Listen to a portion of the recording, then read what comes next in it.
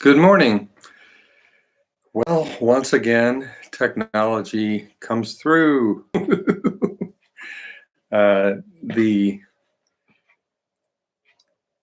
decision to be here is solid. The means is sometimes elusive. So sorry that my 7 a.m. thing didn't happen again. My webcam didn't work at home. This one worked. I don't know, but it doesn't matter that much. I hope your practice is going well, and I just want to touch base on a couple of things and then begin meditating. What is mindfulness? It's important just to kind of go back to the basics over and over again because it's a little elusive. This practice is meant to take us somewhere. It's actually meant to take us right here where we already are. The reason that's important is because our mind is always trying to take us somewhere where we aren't.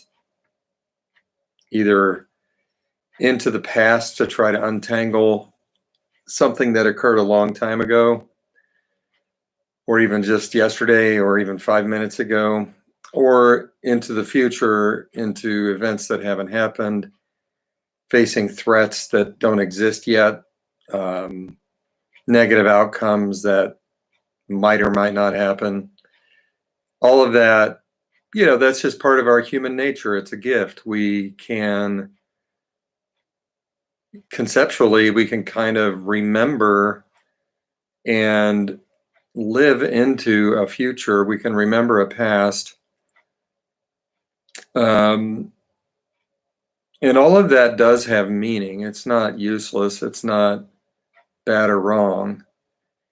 It just has a tendency to be kind of ungrounded, and in a way our minds can be spinning with tremendous force and thought and energy, but like tires that are suspended like 2 inches off the ground, whizzing in the air with no traction.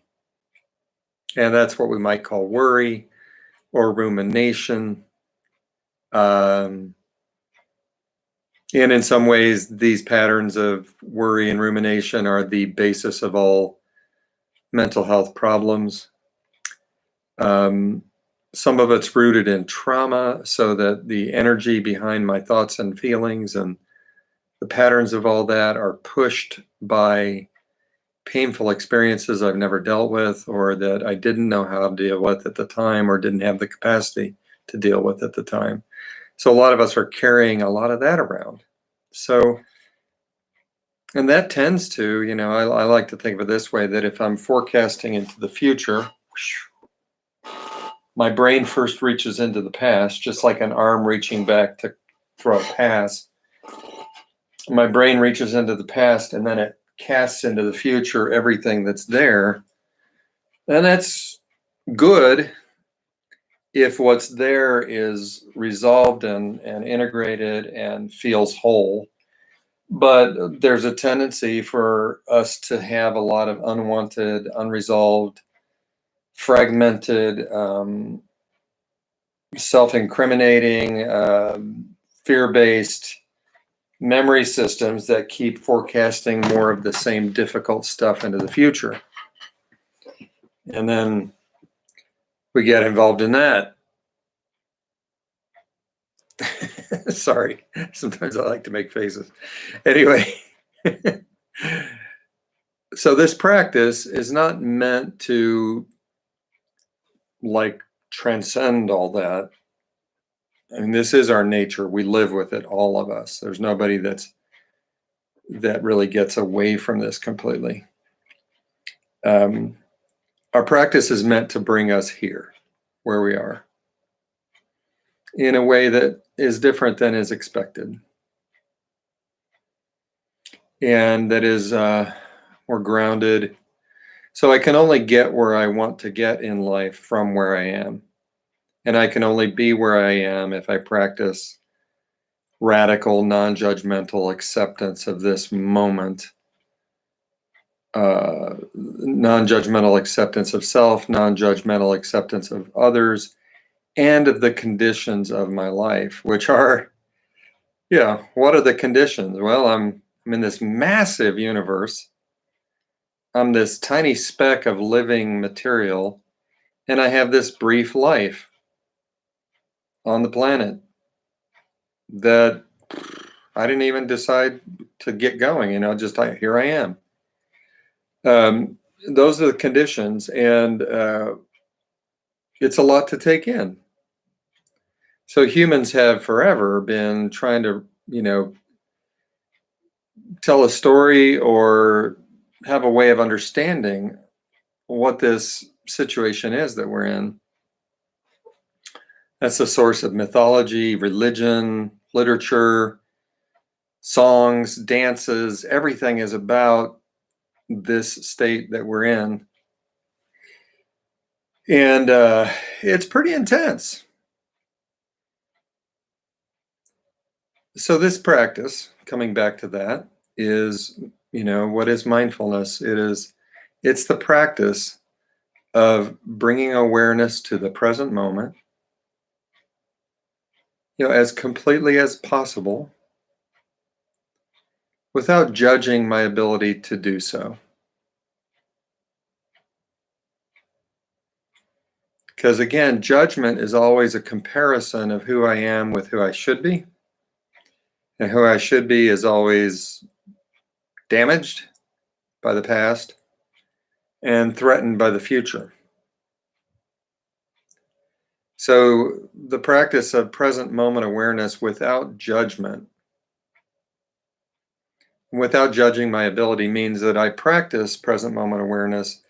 And in that practice, I work with the inherent failure of that. That's constant. as soon as I say I'm doing it, there's a judgment too, and then I'm not in it anymore. So it's a little bit like, a good golf swing or a good tennis match. You're playing well, you're in the moment, you're flowing with it, and then your mind says, "Wow, you're doing really well." Or your mind says, "What if you mess up?" Or, now you have to do it all the time. And then it starts to crumble. I probably learned mindfulness playing tennis, first of all, when I was 14. My mom somehow found a book, and it was on the bookshelf, called The Inner Game of Tennis. It's actually an exploration of mindfulness and tennis playing. I don't even know if the author used those terms, but essentially he was exploring the possibility of improving tennis through non-striving, which is just um, not trying really hard, letting your body know what it knows, and responding in the moment as the play unfolds. So maybe that's another nice metaphor. So, uh, if life is a sporting and athletic process, then I really have to settle into the moment, practice all my skills, and then kind of let go, let things be more involved in the experience, less involved in the analysis of it. So let's meditate, and let's just keep it simple and short today. Just a nice mindfulness of body and breath.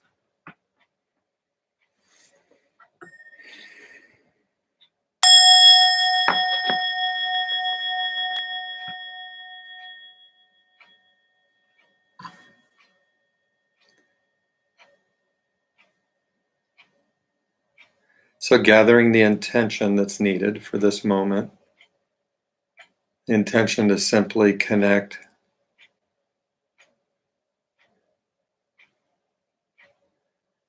to the present moment just as it is, with awareness, in a sense, receiving what is. And becoming aware that right now my body is giving me a ton of experiential energy.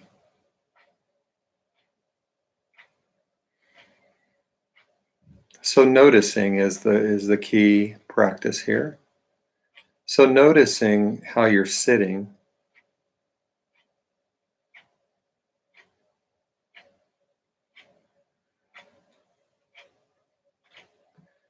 and find the way of sitting that's right for you.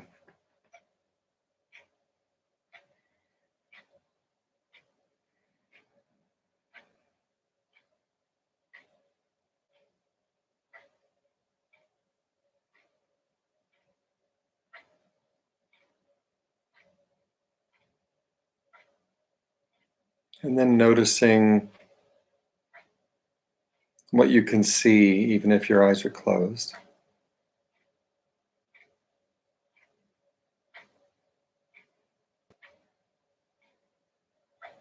Noticing what you hear.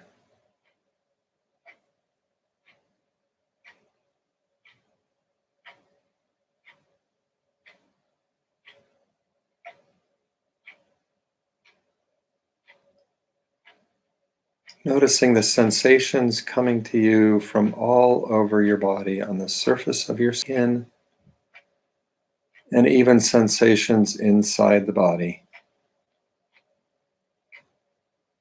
A sense of energy that's there.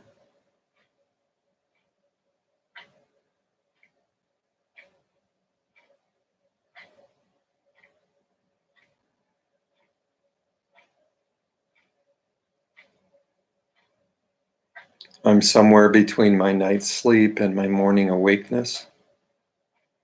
Noticing that.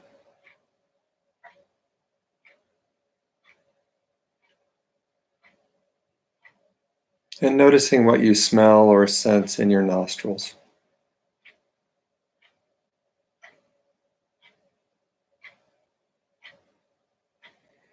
And what you taste or sense in your mouth.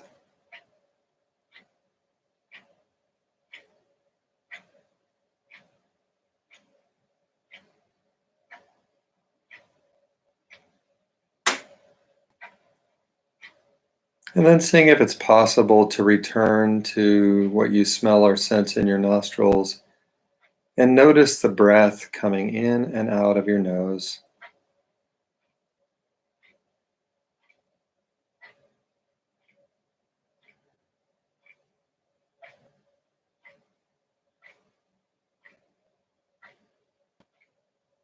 Notice how your nose is receiving aromas or no aroma at all as you breathe.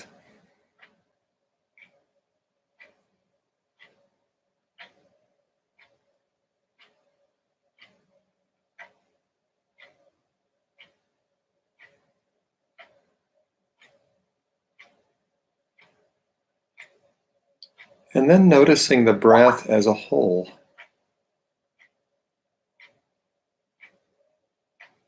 How each breath fills your abdomen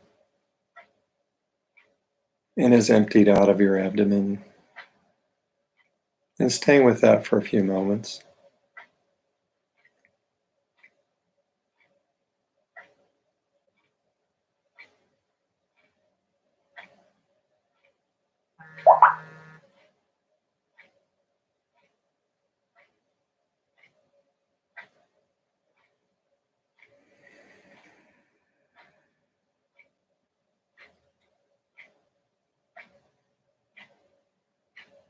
And then seeing if it's possible to notice each breath as if it's coming into your whole body, so that all the sensations of the body are filled up with each breath and emptied out with each breath.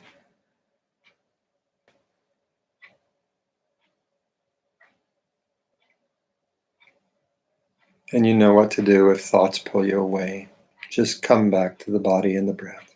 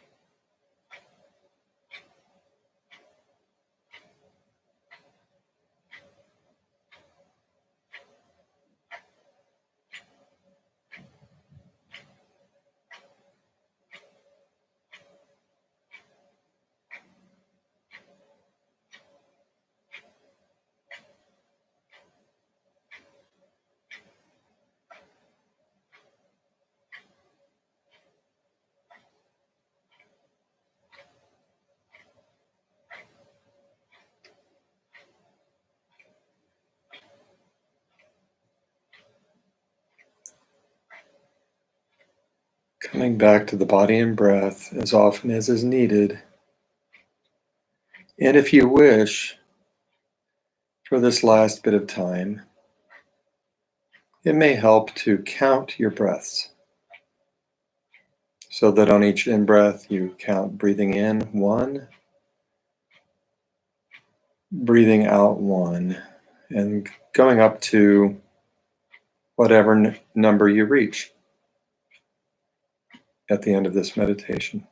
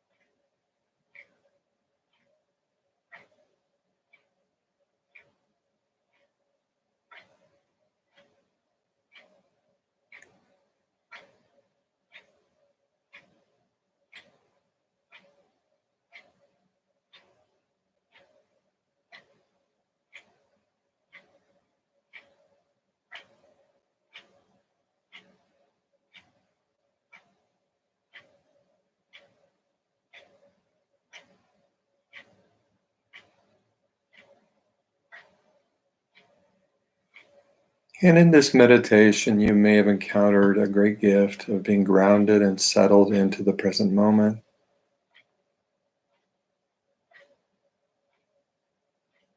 with peace and tranquility. Or you may have encountered difficulty with a busy mind. Seeing if it's possible as we come to an end to not judge, to let this bit of practice be exactly as it's been.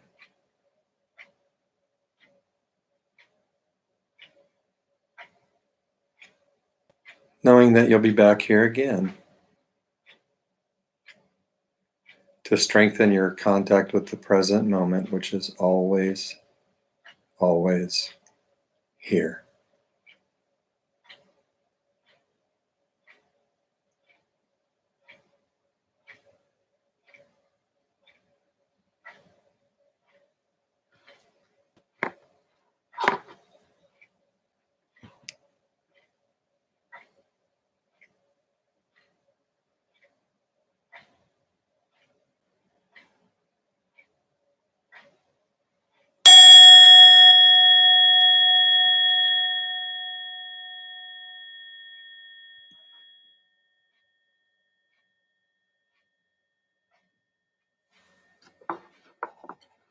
So here's hoping you have a lovely day. And I'm hoping I'll be able to join you tomorrow morning at 7 a.m. Thank you.